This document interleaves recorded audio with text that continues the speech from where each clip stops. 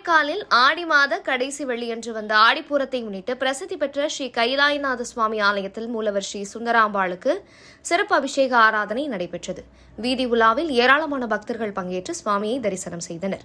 Puducherry union பிரதேசம் காரைக்காலில் அமைந்துள்ள பல்வேறு ஆலயங்களில் ஆடிப்பூரம் முன்னிட்டு அம்பாளுக்கு சிறப்பு அபிஷேக ஆராதனை நடைபெற்றது. பிரசித்தி பெற்ற ஸ்ரீ கைலாசநாத சுவாமி ஆலயத்தில் ஆடி மாதம் கடைசி வெள்ளியன்று வந்த ஆடிப்பூரத்தை முன்னிட்டு மூலவர் ஸ்ரீ சுந்தராம்பாள் தாயார் மற்றும் ஸ்ரீ ஆடிப்பூர் அம்பாளுக்கு சிறப்பு அபிஷேக ஆராதனையும் மகா தீபாராதனையும் நடைபெற்றது.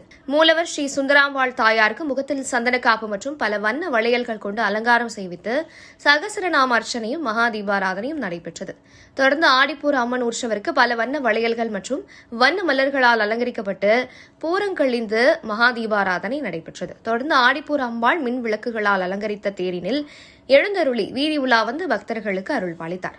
ஆடிப்பூர விழாவில் ஏராளமான பக்தர்கள் கலந்து கொண்டு அம்மனை வழிபட்டனர்.